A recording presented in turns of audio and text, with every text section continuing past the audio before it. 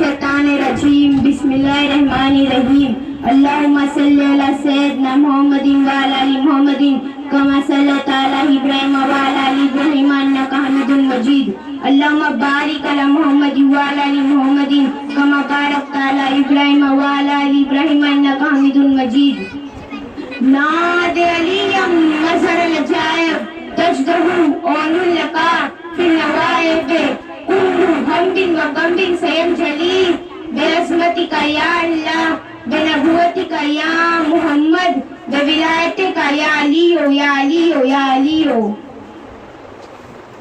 فاطمہ زہرا کا بڑا گھر لٹا کٹ گیا شبیر کا سوکھا گلا فاطمہ زہرا کا بڑا گھر لٹا کٹ گیا شبیر کا سوکھا گلا ماہ محرم میں کیا ہو گیا کٹ گیا شبیر کا سوکھا گلا مومن ویران مدینہ ہوا ہو گئی آباد مگر کربلا مومن ویران مدینہ ہوا ہو گئی آباد مگر کربلا روتے ہیں مرکب میں رسول خدا روتے ہیں مرکب میں رسول خدا کٹ گیا شبیر کا سوکھا گلا فاطمہ زہرا کا بڑا گھر لٹا کٹ گیا شبیر کا سوکھا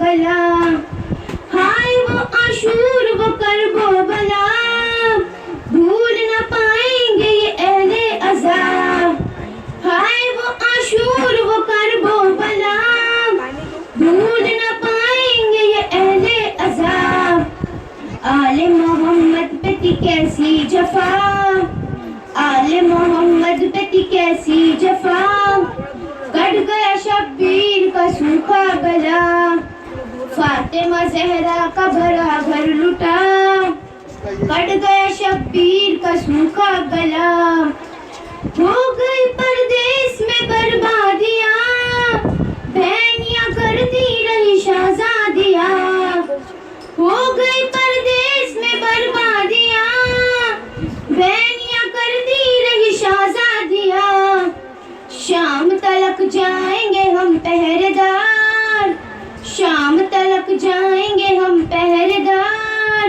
کٹ گیا شبیر کا سوکھا گلا فاطمہ زہرا کا بڑا گھر لٹا کٹ گیا شبیر کا سوکھا گلا کٹ گئے عباس کے بازو قلم ہو گئے بے آسرا اہل حرم کٹ گئے عباس کے بازو قلم ہو گئے بے آسرا اہل حرم چھین گئی پاک سرے روزے دار چھین گئی پاک سرے روزے دار کٹ گیا شبیر کا سوکھا گلا فاطمہ زہرا کا بڑا گھر لٹا کٹ گیا شبیر کا سوکھا گلا سامنے دریا یوں ہی بہتا رہا کنب محمد کا ترستا رہا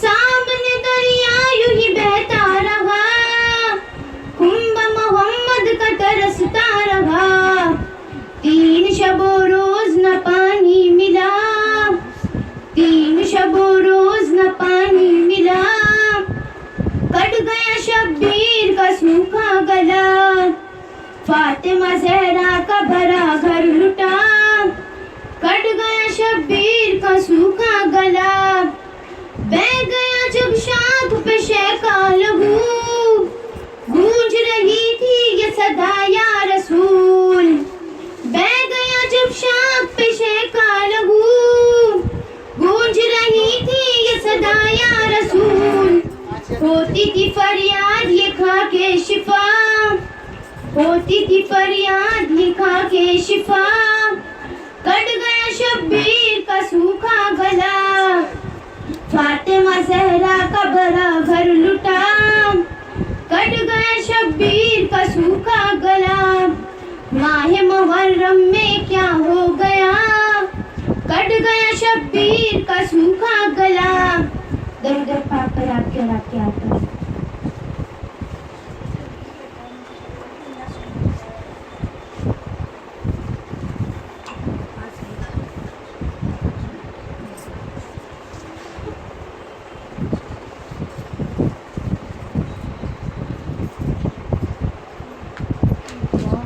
موبائلہ میں وہ 5 ہستی تھے جن کا ذکر کرنے کے لیے یا تو اللہ کی زبان ہونا ضروری ہے یا تو قرآن ہونا ضروری ہے.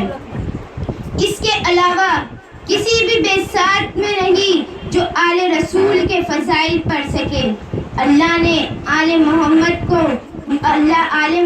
کا مقام بلند سے بلند چیز سے بلند فرمایا ہے. کوئی چیز عظیم ترین نہیں آل محمد کے نزدیک جتنی عظیم ترین پنجتن پاک کی ذات ہے. ہم جو کھاتے ہیں وہ آل محمد کا صدقہ کھاتے ہیں. جب بھی کھاتے ہیں آل محمد کا صدقہ سمجھ کر ہی کھاتے ہیں. دنیا و آخرت میں رہتے ہیں چین سے. کھانا حسن سے ملتا ہے تو پانی حسین سے. 24 ذی الحج کے دن عید مبارکہ کا اعلان ہوا تھا. یہ اسلام کی واحد جنگ ہے جس میں تلوار، نیزے، بھالے کچھ نہیں تھی اور نہ ہی تیر چلائی گئی تھی. بغیر لڑائی کے پنجتن پاک نے یہ جنگ فتح کر لیا. کچھ نجران کے عیسائی نے ایک جگہ جمع ہو کے کہا کہ کہیں فلاں جگہ پہ ہاشمی قبیلے کا فرد نے نیا دین شروع کیا ہے اور وہ تیزی سے پھیلتا جا رہا ہے. وجہ کیا ہے؟ وہ تیزی سے پھیلتا جا رہا ہے تو پتہ چلا کہ وہ مصطفیٰ کا اخلاق ہے جس کی وجہ سے وہ اتنا تیزی سے پھیلتا جا رہا ہے. اور مصطفیٰ کا اخلاق اتنا عظیم کیوں نہ ہو؟ عظیم ذات سب سے بڑی کس کی ہے؟ اللہ کی. خود عظیم ترین کا مالک اللہ عظیم رسول کے لیے قرآن میں فرماتا ہے انکا لا خلق العظیم. میرے محبوب تو خود عظیم اخلاق کا مالک ہے. یہ اللہ فرما رہا ہے خود اپنے محبوب کے لیے.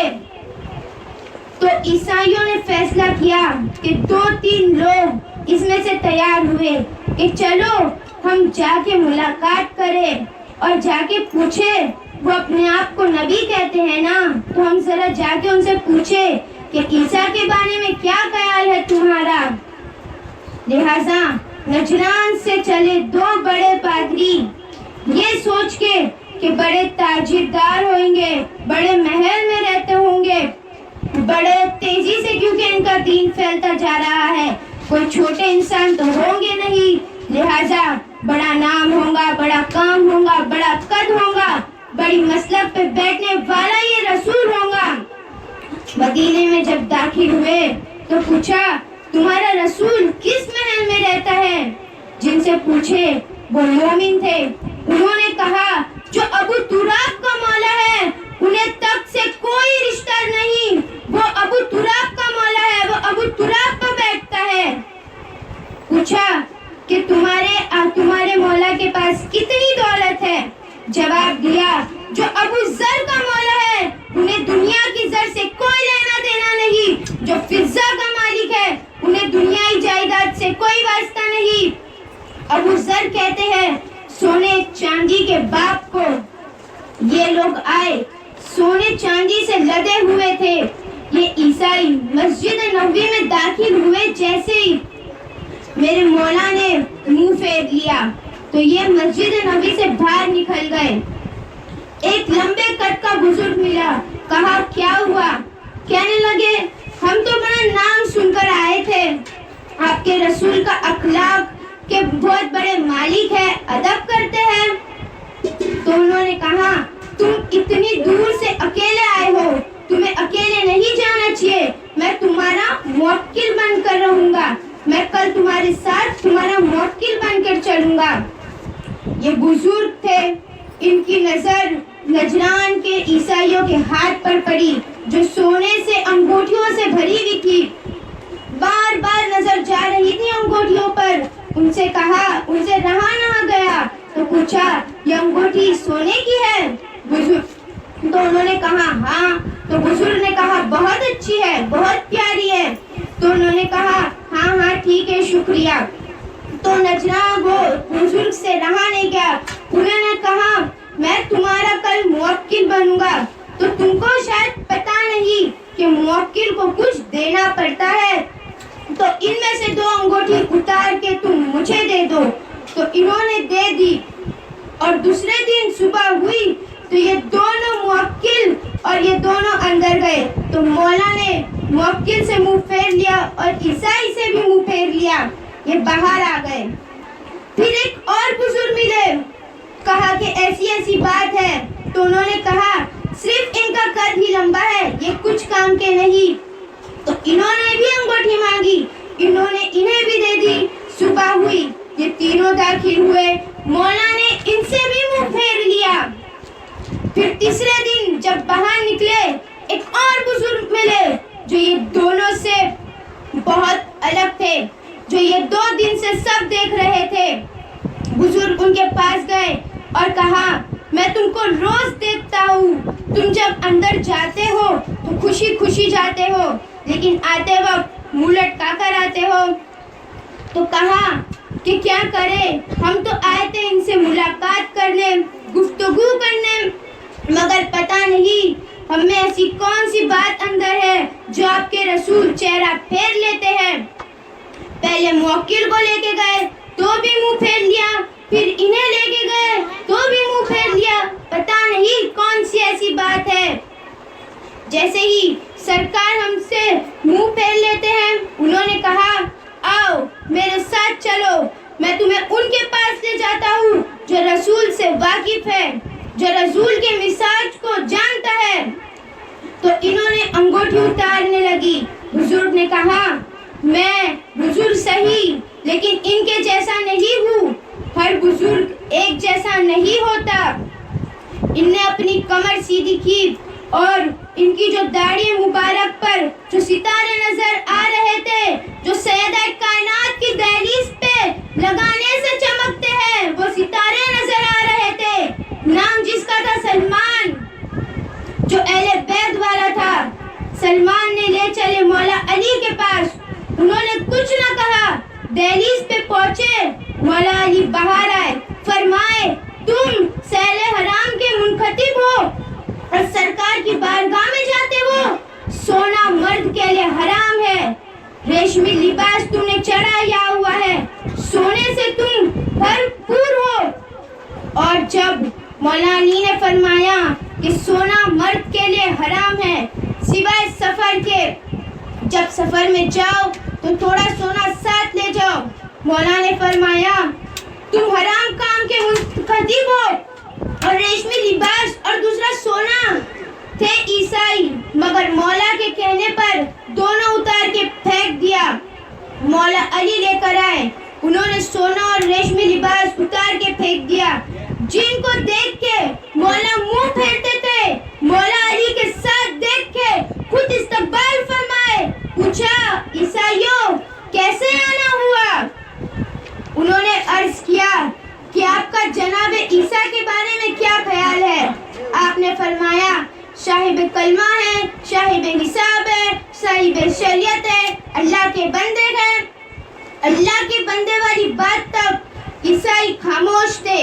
जब आपने फरमाया वो अल्लाह के बंदे हैं, अल्लाह के नबी है, कहा नहीं वो अल्लाह के बेटे हैं। ईसाइयों ने कहा वो अल्लाह के बेटे हैं। सरकार ने फरमाया अल्लाह का बेटा कहने की वजह, ईसाइयों ने कहा कि वो बगैर बाप के पैदा हुए, वो बगैर बाप के दुनिया में आए। तो सरकार ने फरमाया अच्छा ईसा बगैर बाप के दुनिया में आने से अल्लाह का बेटा मानते हो, तो ईसा से बढ़ के एक और बात पूछता हूँ, बताओ आदम के बारे में क्या ख्याल है तुम्हारा? उनका तो बाप भी नहीं है, उनका तो माँ भी नहीं है। वो जिद पे अड़ गए, कहने लगे नहीं, वो तो अपनी जिद पे अड़े रहे और जिद का कोई इलाज नहीं होता। अल्लाह ने आयत नाजिल फरमाई कि मेरे महबूब मोहम्मद हमीद हबीब, अगर اگر یہ نہیں مانتے بحث نہ کر، قرآن کو ان کے سامنے سے بند کر دو. یہ قرآن سے ماننے والوں میں سے نہیں، انہیں عید مبارکہ کے لیے بلاؤ، قرآن کے ماننے والوں میں سے نہیں. اللہ نے فرمایا اہل بیت کو حکم دیا، فرما دے انہیں فَقُلْ تَعَالُوا نَعْلُوا أَبْنَاءَنَا وَأَبْنَاءَكُمْ، تم اپنے بیٹے لاؤ میں اپنے بیٹے لاتا ہوں، وَنِسَاءَنَا وَنِسَاءَكُمْ، تم اپنی عورتیں لاؤ میں اپنی عورتیں لاتا ہوں، وَأَنفُسَنَا وَأَنفُسَكُمْ، تم اپنی جانوں کو لاؤ میں اپنی جانوں کو لاتا ہوں. یہ قرآن میں اللہ نے فرمایا ہے. سرکار نے سلمان سے فرمایا جاؤ میدان میں، جس میدان میں عید مبارکہ ہونا تھا جاؤ، جا کے تیاری کرو. جناب سلمان پہنچے اور آپ نے لال قالین بچھا دی، تیاری ہوئی. سرکار دو عالم نے لے کے چلے حسنین کو، سیدہ کائنات کو، حیدر کرار کو. اللہ نے 3 لفظ فرمائے، ادنا انا و ابنا اکم، انسا انا و انسا اکم، انفوسنا و انفوسکم. کیا ہوتا اگر 2 لفظ اور آ جاتے، و ازواجنا و ازواجکم و اصحابنا و اصحابکم. کیا ہوتا یہ 2 لفظ اور آ جاتے. اللہ نے یہ 2 لفظ نافرمان کے زمانے کو بتا دیا جہاں اہل بیت کا مقام ہے وہ نوکروں کا کوئی مقام نہیں ہوتا. رسول اللہ نے لے کے چلے اہل بیت کو، امام حسین کو گود میں اٹھایا، امام حسن کی انگلی تھامی، آپ کے پیچھے سیدہ کائنات کے پیچھے مولا علی کے پیچھے درمیان میں سیدہ کائنات. جس جگہ سرکار کے قدم پڑتے اسی جگہ سیدہ کائنات کے قدم پڑتے، جس جگہ سیدہ کائنات کے قدم پڑتے اسی جگہ مولا کے قدم پڑتے.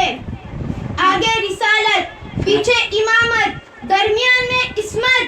جو نبوت اور امامت کو جوڑ کے رکھے وہ ہے فاطمہ الزہرا سلام اللہ علیہ. رسول اللہ نے امام حسین کو گود میں اٹھایا. امام حسین کو رسول اللہ نے کیوں اٹھایا؟ ماں تو ساتھ میں تھے. اگر ایسا ہوتا تو دنیا کہتی کہ بچوں کو گھر میں اکیلا نہیں چھوڑ سکتے تھے، اس لیے مجبوری میں ساتھ لانا پڑ گیا.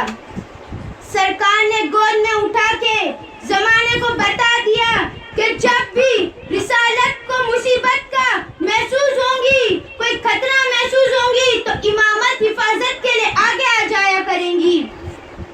عیسائیوں نے آل محمد کے نورانی چہرے دیکھے. جب ان کے چہروں کے نور کی زیارت کی تو عیسائیوں کا ایک پادری جو بڑی عمر کا تھا، اس کی پلکیں جھکی ہوئی تھی تو یہ دور کا نہیں دیکھ پاتا تھا. تو اس نے پوچھا کتنے لوگ ہیں؟ آواز تو نہیں آ رہی. کہنے لگے 5 فرد ہیں. اس پادری نے کہا 5 ہیں، ان میں سے کوئی مذکور تو نہیں؟ اللہ اکبر. اس نے کہا ہاں. جب اس نے کہا ہاں تو پادری نے اپنے آنکھیں اٹھائی اور کہا یہ تو وہی ہے جس کو مریم پہ بھی فخر ہوتا ہے، یہ فخر مریم ہے. سرکار نے سیدہ کو ہی کیوں لے کے گیا؟ مولا کائنات کو ہی کیوں لے کے گئے؟ حسن و حسین کو ہی کیوں لے کے گئے؟ سرکار کو پتا تھا کہ یہ بھی کوئی چھوٹی ہستیوں کو نہیں ساتھ لانے والے، یہ بھی کوئی بڑی ہستیوں کو لانے والے. عیسیٰ نے کہا مریم، عیسیٰ اور جبرائیل کہ تم قبیلے میں سے جو ہستی لاتے ہو وہ لے آؤ، ہم 3 قائدوں پہ قابل ہیں. سرکار نے کہا اچھا. اللہ نے فرمایا اگر 3 ہستیوں میں تم فخر کرتے ہو تو میں یہ ہستیوں کو لے جاتا ہوں. سرکار نے کہا تم کن ہستیوں کو لاؤ گے؟ انہوں نے کہا ہم مریم کو لائیں گے. فرمایا اور عیسیٰ کو لائیں گے. فرمایا اور جبرائیل کو لائیں گے. سرکار نے فرمایا تم مریم کو لاتے ہو، میں زہرا کو لاتا ہوں. تم عیسیٰ کو لاتے ہو، میں حسنین کو لاتا ہوں. تم جبریل کو لاتے ہو، میں استاد جبریل کو لاتا ہوں. نعرے تکبیر، اللہ اکبر، نعرے رسالت یا رسول اللہ، نعرے حیدری یا علی۔ اللہ نے فرمایا مبالغہ تو ہو کے رہے گا، جو بھی جھوٹا ہے اس پہ لعنت برسیں گی۔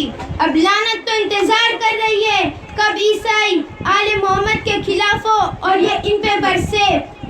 عیسائیوں نے تو لعنت قبول کرنے سے انکار کر دیا، تو اب لعنت تو واپس جا نہیں سکتی، تو لیکن لعنت واپس نہیں گئی، لیکن مبالغہ میں عیسائیوں نے کلمہ پڑھ لیا اور وہ لعنت مبالغہ کے بعد بغض علی پہ آ کے، جو بغض علی رکھتا ہے دل میں، ان لعنیوں پہ آ کے گری، کیونکہ جو دل میں بغض علی رکھتا ہے وہ جہنم کا حقدار ہوتا ہے۔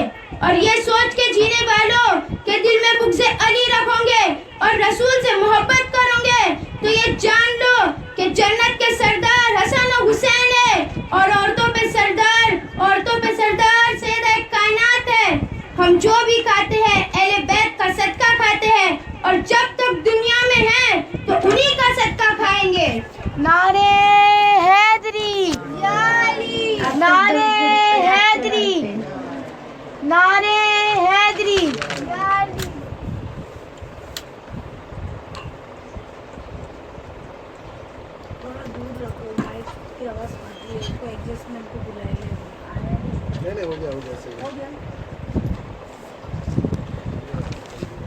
عرب کے سرزمین پہ بی بی فاطمہ الزہرا سلام اللہ علیہ کی سخاوت کی باتیں ہر خاص و عام کرتا رہتا تھا۔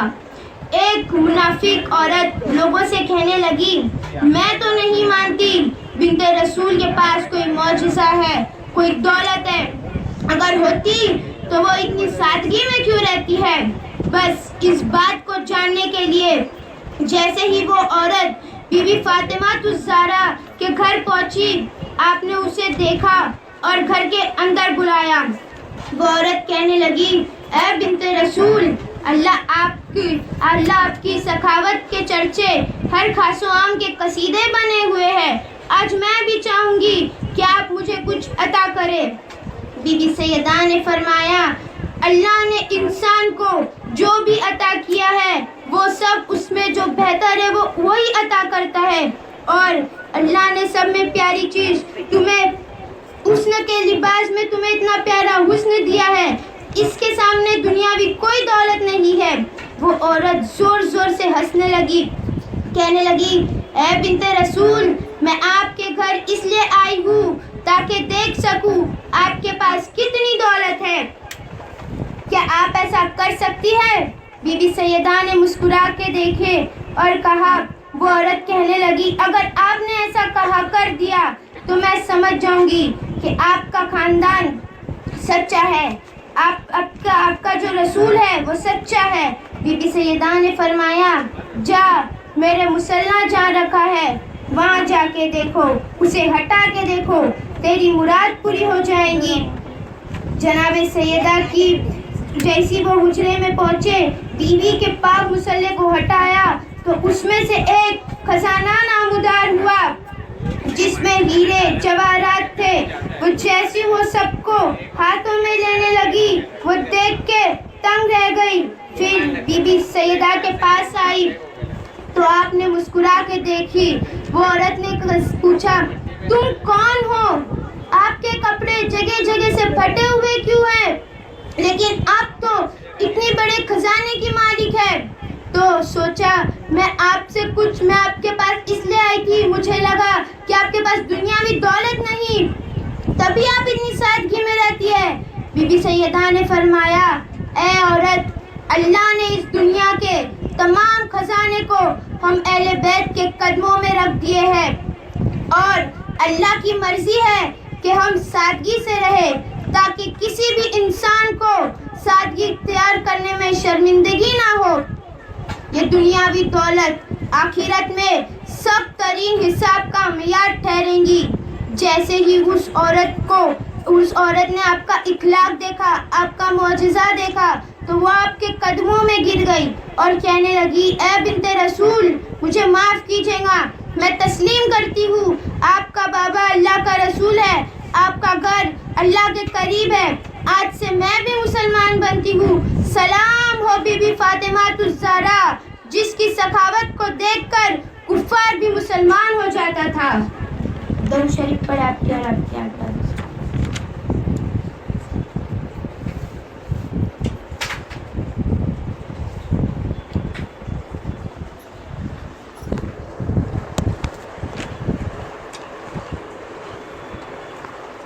ایک بار آپ صلی اللہ علیہ وسلم مسجد میں نماز پڑھ رہے تھے. بی بی فاطمہ کا گھر مسجد کے ساتھ میں ہی تھا. حسن اور حسین کے رونے کی آواز باہر مسجد تک آ رہی تھی. اللہ کی رسول کی آنکھیں نم ہوئی. آپ بی بی فاطمہ کے گھر تشریف لائے. اپنی بیٹی کو بلایا لیکن بی بی فاطمہ گھر میں نظر نہ آئے. جیسے ہی اللہ کے رسول بی بی فاطمہ کے حجرے پہنچے تو پتا چلا آپ بستر بیمار پہ ہے. آپ کا چہرہ زرد ہو چکا ہے. ان کی آنکھ کے نیچے کھڈے ہو گئے ہیں. آپ کا وہاں بس پہنچنا تھا. بی بی نے فرمایا اے میرے بابا اپنی بیٹی کو معاف کیجیے گا. آج آپ کی بیٹی آپ کے استقبال کے لیے نہیں آ پائی. مسلسل بھوکا رہنے کی وجہ سے آپ کی بیٹی کا جسم بہت کمزور ہو چکا ہے. اب اٹھ بھی نہیں سکتی میں. یہ سن کر رسول اللہ کی آنکھوں سے آنسو بہنے لگے. بی بی نے فرمایا حکم فرمایا آپ مجھے. کہا اے فاطمہ حسن و حسین کی آواز رونے کی باہر تک آ رہی تھی. میں یہی پوچھنے آیا ہوں یہ کیوں رو رہے ہیں. بابا 2 دن سے حسن و حسین نے کچھ کھایا نہیں ہے. اللہ کے رسول نے فرمایا فاطمہ حسین بہت چھوٹا ہے. یہ ابھی دودھ پیتا ہے. اس کو آپ دودھ پلائیں ابھی خاموش ہو جائے گا. حسن کو میں اپنے کندھوں پر سوار کرتا ہوں وہ بھی آرام پائے گا. بی بی فاطمہ زاروں قطار رونے لگے. کہنے لگے فرمائے کہ بابا کیا کروں. فاطمہ زاروں قطار رونے لگے تو آپ نے پوچھا کیوں رو رہی ہو. بی بی نے فرمایا بابا مسلسل فاقوں کی وجہ سے میرا دودھ خشک ہو چکا ہے. حسین کو دودھ کیسے پلاؤں. بس اللہ کے رسول نے امام حسین کو اپنے گود میں اٹھایا. رسول اللہ نے اپنی مبارک زبان امام حسین کو چوسنے دے دی تو ان کو آرام ملا.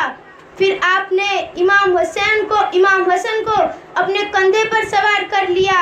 آپ کو بھی آرام ملا. آپ نے اپنی بیٹی کو کہا فاطمہ تمہارا یہ صبر تا قیامت تک یاد رکھا جائے گا. تمہارا شوہر علی اسلام کی تبلیغ کے لیے اللہ کا قرآن مختلف شہروں میں پہنچانے گیا ہے. اس کے نتیجے میں خاندان نبوت کا چولہا ٹھنڈا پڑ گیا. اے فاطمہ اللہ صبر کرنے والوں کے ساتھ ہے. یہ رسول اللہ کا خاندان جن کو اللہ کے رسول نے جس کی سالانہ آمد 40 لاکھ دینار سے بھی زیادہ تھی اس وقت میں تمام غریب کے پیٹ پلتے تھے. دین کی تبلیغ کیا کرتے تھے. بی بی سیدہ ہر چیز غریبوں میں تقسیم کر دیتے تھے. خود 3 دن بھوکے رہتے تھے اللہ کے خاطر. آپ سب تو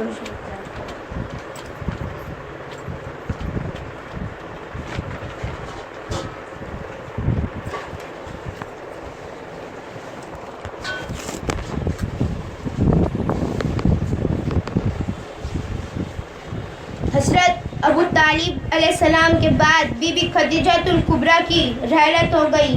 رسول اللہ کی آل کے لوگ مکے میں مذاق اڑانے لگے.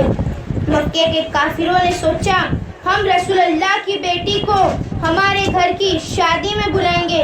محمد کی بیٹی کے پاس ایک ہی کپڑا ہے وہ وہی پہن کر آئیں گی. معاذ اللہ یہ سوچ کر آپ کو دعوت دے رہے ہیں.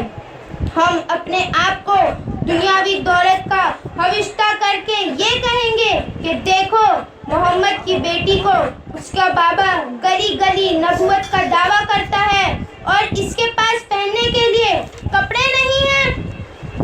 ہم مل کر اس کا مذاق اڑائیں گے. معاذ اللہ. بس اس ارادے کے ساتھ کوفے کی عورتیں بی بی کے پاس آئی.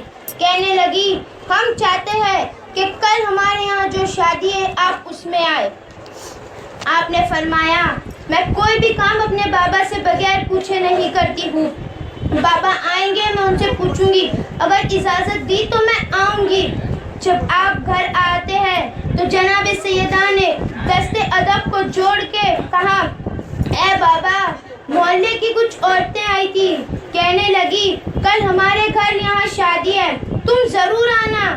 لیکن ان عورتوں کے چہرے پہ منافقت تھی. آپ نے فرمایا, فاطمہ تم جانا, اگر تم نہیں جاؤں گی تو یہ لوگ کہیں گے کہ ہم تو محبت کا ہاتھ بڑھائے تھے, یہ لوگ ہی خود ہم سے نفرت کرتے ہیں.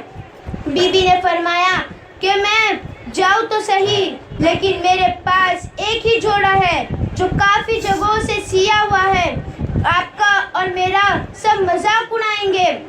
بس اتنا کہنا تھا, اللہ کے حکم سے جبرائیل جنت سے جنتی لباس حاضر ہوئے اور عرض کیا, یا رسول اللہ, اللہ کا حکم ہے کہ آپ اپنی بیٹی کو یہ لباس اعانت کرے, اور اللہ اپنے نیک بندوں کو کبھی رسوا نہیں رکھتا. بی بی نے یہ لباس اپنی آنکھوں پہ رکھا اور اللہ کا شکر کیا. ایک لمحے کے لیے رک کے کہا کہ بابا یہ اتنا اچھا لباس پہن کر جاؤں گی, اس لباس کی چمک دمک دیکھ کے دوسری عورتیں احسان کم ترین میں نہ چلے جائیں. میں یہ لباس پہنتی ہوں اور اسی کے اوپر جو میرا ہمیشہ کا لباس ہے وہی پہن کر جاؤں گی. بی بی فاطمہ پھٹے پرانے کپڑے پہن کر شادی میں داخل ہوئی تو سب عورتیں ہنسنے لگی اور کہنے لگی, دیکھو رسول اللہ کا خاندان آیا ہے, ان کے پاس پہننے کے لیے کپڑے نہیں ہے, اس کا بابا اپنے آپ کو نبی کہتا ہے. زور زور سے ہنسنے لگی. بی بی فاطمہ نے اللہ کا تحفہ دیا ہوا جنتی لباس پہن لیا. بی بی کا لباس اور اس کا نور, بی بی کے چہرے کا نور لوگ دیکھ کے دنگ رہ گئے, سب حیران رہ گئے. انہوں نے آج سے پہلے اتنا خوبصورت لباس نہیں دیکھا تھا. دلہن نے پوچھا, اتنا شور کیوں ہے؟ تو کہنے لگے, اللہ کی بیٹی آئی ہے, ان کے لباس کا نور اتنا ہے کہ سب حیران ہو گئے ہیں, سب باتیں کر رہے ہیں. دلہن نے کہا, میں بھی دیکھوں گی. جیسے ہی دلہن نزدیک آئی اور جناب سیدہ کی زیارت کرتی ہے, بی بی کے چہرے کا نور دیکھ کر گر جاتی ہے اور مر جاتی ہے. لوگ وہاں سے بھاگنے لگتے ہیں کہ دلہن مر گئی, یہ کیا ہو گیا.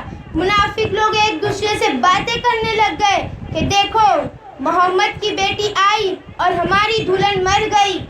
یہ باتیں سب جگہ پہنچ گئی, سب جگہ پھیلنے لگ گئی.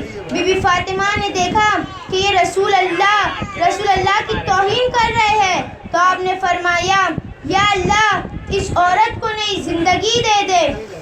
سب لوگ نے کہا, آج تک کوئی انسان زندہ ہوا ہے؟ تو بی بی نے کہا, اگر اللہ چاہے گا تو یقیناً زندہ ہوں گی. میں اللہ سے دعا کرتی ہوں یہ عورت زندہ ہو جائیں گی. سب نے کہا, ٹھیک ہے, اگر واقعی یہ عورت زندہ ہوں گی تو ہم آپ کے بابا کو اللہ کا رسول مانیں گے اور تسلیم کریں گے کہ آپ کا دین سچا ہے. بس بی بی سیدہ عورت کے قریب گئی اور دعا کے لیے ہاتھ بلند کیا اور کہا, یا اللہ تجھے واسطہ ہے بابا رسول اللہ کا, تجھے واسطہ ہے آپ کی ذات کا, اس بندی کو نئی زندگی بخش دے. بس یہ کہنا تھا. اس عورت نے آنکھیں کھولنے لگی اور قدموں میں گر گئی اور کہنے لگی, لا الہ الا اللہ محمد رسول اللہ. یہ معجزہ دیکھ کے سب بی بی سیدہ کے پیر چومنے لگے اور سب کے سب نے کلمہ پڑھ لیا. اب سب تو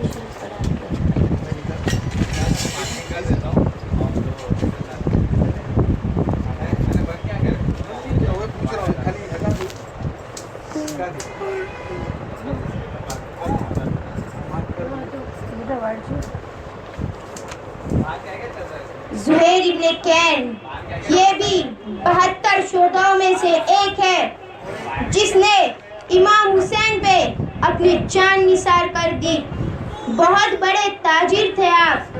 ساتھ میں مولا حسین کے مکے سے روانہ ہوئے، لیکن یہ نہیں چاہتے تھے کہ امام حسین ابن علی کے ساتھ یہ سب ہو، حسین ابن علی ابن رسول اللہ کے ساتھ یہ سب ہو. جب آپ روانہ ہوئے تو امام حسین آپ کو دعوت دیے کہ میں یزید سے لڑنے جا رہا ہوں، کیا آپ میری اس دعوت کو قبول کریں گے؟ کیا آپ اس میں شامل ہوں گے؟ آپ نے منع کر دیا، اور منع کرنے کے بعد قافلے کے لیے نکلے. قافلے میں آپ کے ساتھ ہی چل رہے تھے. زہیر ابن کین نے کہا کہ میں یہی رک جاتا ہوں. حضرت زہیر ابن کین نے اپنی بیوی سے کہا کہ میں یہی رک جاتا ہوں، میں ان کے ساتھ نہیں چلوں گا، میں علیحدہ علیحدہ چلوں گا. جب مولا کہیں ٹھہرتے تو یہ آگے بڑھ جاتے، جب یہ کہیں ٹھہرتے تو مولا آگے بڑھ جاتے. مطلب دونوں الگ الگ چل رہے تھے، ایک آرام فرماتا تو دوسرا روانہ ہوتا. جب تقدیر کو ایک ساتھ لانا ہی ہوتا ہے کوئی چیز کو، اور جب بلندی خدا کو دینی ہی ہوتی ہے تو وہ کسی بھی حال میں دیتا ہے. خدا کی ذات کی قسم، کوئی کسی کو حقیر اور ذلیل نہ سمجھے. آپ آگے پیچھے تھے، بس تقدیر کا ایسا کرم ہوا کہ دونوں ایک ساتھ ہو گئے. پھر رسول کریم سرور کونین کے شہزادے امام حسین نے کہا کہ کاشف جاؤ، زہیر سے کہو مجھ سے آ کے ملے. آپ بڑے پریشان ہو گئے. آپ نے اپنی بیوی سے کہنے لگے کیا بات ہو گئی، مجھے بتائے. تو وہ کہنے لگے مولا حسین مجھے پھر بلائے، وہ یہی کہیں گے مجھے جنگ میں شامل ہو جاؤ. میرے تجارت اور میرے مسلح میں کب تک آپس میں مسلمانوں کو ایک دوسرے سے لڑتا ہوا دیکھوں؟ مسلمان ایک دوسرے پر تلوار اٹھا رہے ہیں، اور میں نے قسم کھائی ہے کہ میں غیروں پہ تلوار اٹھاؤں گا، اپنوں پر نہیں. تو آپ نے کہا، آپ کی بیوی کہنے لگی زہیر کم سے کم تم جاؤ اور تجارت کا بہانہ کرنا اور معافی مانگ کے آ جاؤ. کہنے لگے کہ کیوں میں تجارت کا سامنا کروں، کیوں کروں، میں کیوں کوئی بہانہ بناؤں، میں نہیں جاؤں گا. زہیر کی بیوی نے کہا آپ جائیں، رسول اللہ ابن علی نے آپ کو بلایا ہے، رسول اللہ کے شہزادے نے آپ کو بلایا ہے. کتنی بری بات ہوگی کہ آپ رسول اللہ کے نواسے کے بلانے پر آپ نہیں جائیں گے، تو بہت خراب بات ہوگی. آپ کی سلسلے میں بات شروع ہو جائیں گی، لوگ کہیں گے کہ دیکھو وہ کتنا ڈرپوک ہے. کوئی مثال دینی ہوگی تو کہیں گے زہیر کو دیکھو حسین ابن علی نے بلایا لیکن وہ گیا نہیں. مہربانی کر کے آپ جائیں اور آپ ان سے جا کے مخاطب ہو کر بات کریں، پوچھ کر آئیں. زہیر گئے اور فوراً روانہ ہوئے. آپ اپنی بیوی سے کہے کہ بیوی میں جنگ کے لیے جا رہا ہوں، بیوی حسین ابن علی کے ساتھ جنگ لڑوں گا. بیوی حیران ہو گئے، ابھی تم ان کے ساتھ چلنے تیار نہیں تھے، قافلے میں ساتھ ہونے کے لیے تیار نہیں تھے، اب ایسی کیا بات ہو گئی جو تم اچانک سے ایک ہی ملاقات میں اتنے بدل گئے؟ آپ نے کہا کچھ نہیں بیوی، تم سے میں بہت محبت کرتا ہوں، بے پناہ محبت کرتا ہوں. میری تجارت ساری تمہارے نام، میری عیش و عشرت ساری تمہاری. یہ جو طلاق ہے خوشی کا طلاق ہے. میرے مرنے کے بعد میری شہادت ہونے کے بعد تم مجھ سے آزاد ہو جاؤں گی. جب تک حیات ہوں آپ تب تک میرے ساتھ ہے. میں نہیں چاہتا میرے بعد تم کو کوئی تکلیف اٹھاؤ. آپ حیران ہو گئے اور آپ نے کہا کہ آپ اپنا خیال رکھیں. تو زہیر نے کہا نہیں، میں حسین کے ساتھ میں جب ان سے ملا ہوں، میرے حسین سے جس وقت میں ملا، میرے حسین جنگ کرنے نہیں آئے، وہ اسلام کے لیے جس سے مجھے دعوت دی. حسین ابن علی کو میں نے جس وقت دیکھا وہ اپنے چھوٹے چھوٹے بچوں کو ساتھ لائے ہیں. میرے مولا جنگ کرنے نہیں، یزید نے دغا کی ہے حسین ابن علی کے ساتھ. میرا مولا سچا ہے، یزید فاسق اور فاصل ہے، یزید عیاش ہے کہ حسین وہ چاہتا ہے حسین ان کے ہاتھ پہ بیعت کر لے. میرا مولا حسین کو اس حال میں کیسے چھوڑ دوں؟ کے ساتھ ابھی میں وہ اپنے اہل خاندان کے ساتھ رسول اللہ کی اولاد کو لے کر آئے ہیں، جس کے نام کا ہم کلمہ پڑھتے ہیں، ان کو ساتھ لے آئے ہیں۔ میں ان کو تنہا کیسے چھوڑ دوں؟ بی بی زہیر حسین کے نام پہ لڑیں گا۔ یہ کوفے یزید پر بک گئے ہیں، بھیڑیے اور درندے ہیں، حسین کو نوچنے کے لیے کھڑے ہیں۔ میں حسین ابن علی کو تنہا کیسے چھوڑ دوں؟ جس وقت میں مولا سے مل کے آیا ہوں میرا دل کام نہیں کر رہا تھا۔ حسین ابن علی جانتے ہیں وہ بہت سچے دل کے ہیں۔ بی بی میں جان رہا ہوں حسین ابن علی بہت سچے ہیں۔ میں جانتا ہوں کہ وہ اپنے جب آئے تھے تو یزید نے ان کو دھوکہ دیا ہے، وہ یزید کے ہاتھ پہ بیعت نہیں کریں گے۔ میں یہ بات جان رہا ہوں، میرے حسین سچے ہیں، وہ رسول اللہ کی اولاد ہے، جو ان کی طرف سے دین آیا ہے وہ سچا دین ہے۔ آج ہم دیکھ رہے ہیں مسلح پر کھڑے ہوتے ہیں تو حسین کی وجہ سے سر ڈھکتے ہیں۔ آج عزت ہم کو توقیر ہم کو میسر ہے، سب حسین کا اور دوسرا رسول کریم کا احسان ہے۔ دین تو تھا نانا کا لیکن بچایا حسین نے کہ میں میرے نانا جان کی امت کی طرف غلط پیغام نہیں پہنچنے دوں گا۔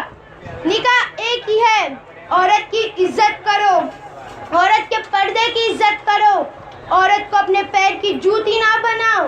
رسول اللہ نے کہا ہے، رسول اللہ کے اولادوں نے کہا ہے عورت کی عزت کرو۔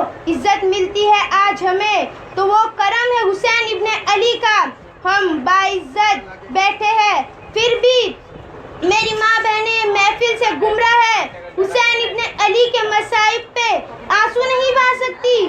سوچو ہم کتنے احسان فراموش ہیں کہ بھول گئے ہیں حسین کون ہے۔ کہا کہ میں نے جس وقت مولا کو دیکھا بی بی مجھے اس وقت رہا نہیں گیا۔ وہ فوراً نہر فرات کے پاس جس وقت کھڑے تھے یزید کی فوج نے کہا کہ یہاں نہیں باندھو۔ زہیر کو بڑا طیش آیا۔ زہیر ابن کین نے کہا خبردار میرے مولا کی طرف انگلی اٹھائی تو، ورنہ زہیر نے اپنی استین اوپر چڑھائی اور کہا میں ابھی تم لوگوں کو فنار جہنم کر دوں گا۔ مولا نے کہا زہیر اتنا غصہ نہ دکھاؤ، ابھی جنگ لڑنی باقی ہے۔ زہیر جس وقت مولا کے پاس آئے زاروں قطار رو رہے تھے، آپ کی زوجہ آپ کے ساتھ ہی تھی۔ زہیر نے کہا یا رسول اللہ جنگ کے لیے اجازت دے، میں جانا چاہتا ہوں، میں جنگ کے لیے جانا چاہتا ہوں۔ جس وقت آپ جنگ کے لیے گئے ہیں اس وقت سارے کوفیوں نے آپ پر حملہ کیا، زہیر نے کہیں کو فنار جہنم کیا۔ اتنے میں اس وقت اذان کی آواز آتی ہے، حی علی الصلاۃ۔ آج اذان بھی مؤذن دے رہا ہے، وہ کرم ہے ابن رسول کا کہ جو مؤذن اذان میں شامل ہے حسین ابن علی کی وجہ سے، نماز ہے تو حسین ابن علی کی وجہ سے۔ زہیر نے اپنے تلوار کو رکھ دیا کہ میرے مولا آواز دے رہے ہیں، حی علی الصلاۃ۔ کہا ہم نماز پڑھ کے بعد میں آتے ہیں اور یہاں سے شمر جنگ ختم نہیں ہوئی ہے۔ زہیر حسین کے نام پہ اور لڑیں گا، ابھی وہ اور حسین کے نام پہ لڑیں گا۔ زہیر حسین کی غلامی میں آ چکا ہے۔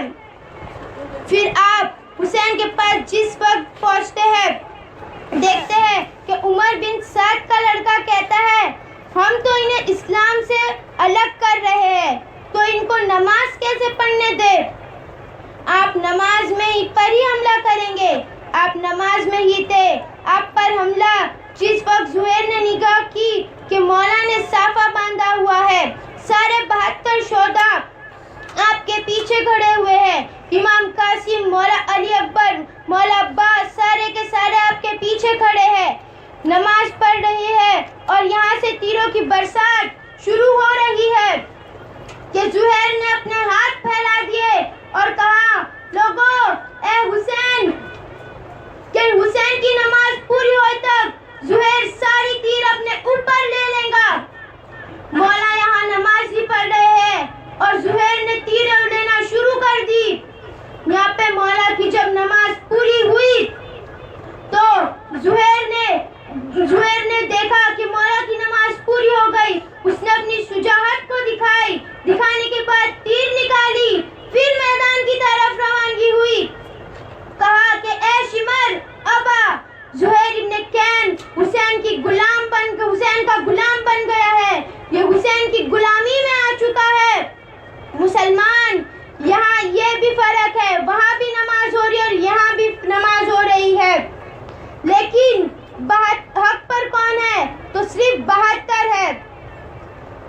اللہ کی غلامی ہر کسی کو میسر نہیں ہوتی. زہیر ابن کین کا مقدر اللہ کو بڑھانا تھا، چاہے وہ کتنا بھی دور کیوں نہ بھاگتا رہا، لیکن غلامی میں آ ہی گیا. اور آج آپ کا نام 72 شہداؤں میں آتا ہے.